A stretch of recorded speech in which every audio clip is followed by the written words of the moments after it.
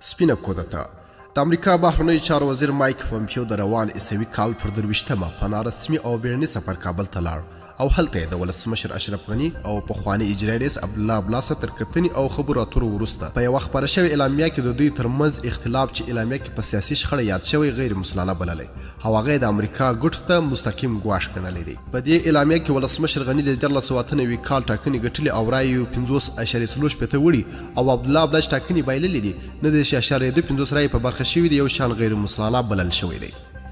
د اعلامیه دا برخه د افغانانو د رایو ته چې د تپل شوي بهرنۍ جګړې په سختو شرایطو کې د رایو مرکزونو ته ووتل او خپلې رایې وکارولې سخت سپکاوی دی. همدارنګه اعلامیه کې داسې څرګندونې د امریکا په شان هېواد ته چې ځان د ډیموکراسۍ ټیکهدار او علم برداره بولي په ډیموکراسۍ ملنډې وهل دي چې د غندنې وړ دي. عبدالله وروستۍ کې د خپل ټول شموله دولت غوښتنې په 7 مادو کې بیان کړي دي او هلته یې دغه غوښتنو کې د هېواد اساسي قانون او ټاکنو نورو قوانینو له یو مخې ته پښو لاندې کړي دي. دغو مادو کې په حکومت کې د 80% برخې ادعا کوي او بل خوا په خپله وغوښت او زړه جمهوري ریاست یې 40% برخه ټاکي. دلته څرګنده ده چې عبدالله د اساسي قانون سره به بیا ټکر غواړي او موازي حکومت د مړه شوي اجرایي ریاست پر ځای کښېنوي.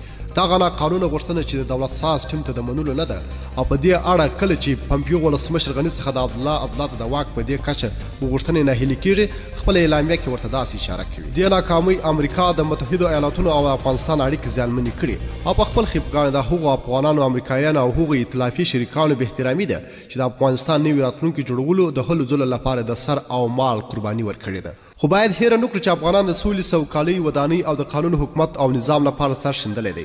افغانان غواړي چې د ټاکنو په مټ هېواد کې هسې نظام ولري چې اساسي قانون سره په ټکر کې نه وي او قانون پلی کړي. د افغانستان نوي او غوړېدلی راتلونکی چې دې اعلامیه کې ورته اشاره شوې ده قانون نظام سره تړلی دی نه د یاغیانو لنډغورو او د قانون ماتونکي په واکمنۍ کې. بل خوا اعلامیه کې دا هم د ګواښ په توګه زیاتوي د افغانستان مشرتابه ته مو څرګنده کړې چې امنیتي عملیات چې سیاسي انګیزه ولري موږ یې ملاتړ نه کوو او نه هم د هغو سیاسي مشرانو څخه ملاتړ کوو چې دغسې عملیاتو ته امر ورکړی دی او همداشان نه له هغو څخه چې د موازي حکومت څخه ملاتړ کوي. که حکومت د قانون ماتونکو باغیانو او لنډغورو په وړاندې چې د افغانانو د سوکالۍ او قانون پیلتوب مخې ته خنډ ګرځي هر اقدام کوي دا یې قانوني حق او کورنۍ دنده ده. په دې اړه د امریکا په ګډون د هیڅ بهرني ملک اجازې ته اړتیا نشته او داسې څرګندونې د افغانستان خپلواکۍ او ازادۍ ته د ګواښ او تیري په معنا ګڼل کیږي. د اعلامیې دا برخه چې د موازي حکومت ته د نه ملاتړ اشاره کوي د همدې پاراګراف بلې برخې سره چې هلته ویل کیږي افغانستان مشرتابه ته څرګنده کړې چې د امنیتي عملیات سره چې سیاسي انګیزه ولري موږ یې ملاتړ نه کوو او نه هم د هغو سیاسي مشرانو څخه ملاتړ کوو چې دغسې عملیاتو امر ورکړی دی ښکاره په ټکر او تضاد کې ده. امریکا که په رښتیا د موازي حکومت سره مخالفه وای او ټاکنو ته یې درناوی لرلی باید په څرګنده عبدالله ته نه ویلي وای. اعلامیه په ډېر غرور سره افغانستان سره د کړو مرستو او اړیکو یادونه کوي او زیاتوي سره همدې نیټې د افغانستان سره په خپلو اړیکو له سره بیا غور کوي او خپل نور اقدامات ترڅنګ په روان میلادي کال کې تر $1 ملیارډ پورې خپلې مرستې کموي. د امریکا بهرنیو چارو وزارت چمتو دی چې بل میلادي کال 2021 کې هم $1 ملیارډ مرستې کمې کړي او افغانستان لپاره د امریکا د ټولو پروګرامونو او پروژو بیا کتنې ته هم اشاره کیږي. بل خوا د امریکا تیرې مرستې د دې هېواد د لوړپوړو چارواکو او د هغو شخصي انډوالانو لکه کرزی عبدالله دوستم حکمتیار خلیلي او نور په بډه وهلې عام افغانانو ته یې لږ ګټه رسېدلې ده. اوس د یو پیغور په توګه د افغانانو پر مخ باسي او پرې کولو ګواښ کوي. رښتیا یې ویلي دی چې پردی کټ ته نیمه شپه وي. وروسته د پرې کولو ګواښ د ولسمشر غني په مشرۍ د نوي حکومت د دې شعار حساب ورکوو حساب اخلو د پیلتوب د مخنیوي لپاره ښایي په پام کې نیول شوي وي.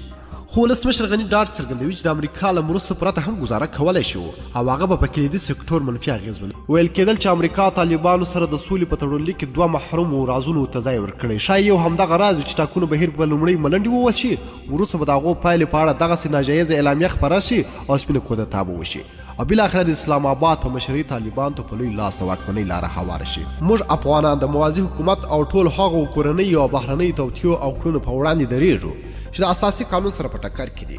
یو ځل بیا اعلانوو اساسي قانون افغان ملت اسره کرښه ده. د ویډیو له کتلو مو ډېر زیاته مینه او مننه. که مو دغه ویډیو خوښ شوې حتما یې د سره لایک او شیر کړئ. د لا ښایسته او په زړه پورې مطالبو لپاره زموږ چینل حتما سبسکرایب کړئ. تر بیا او بلې ویډیو د لا پامه.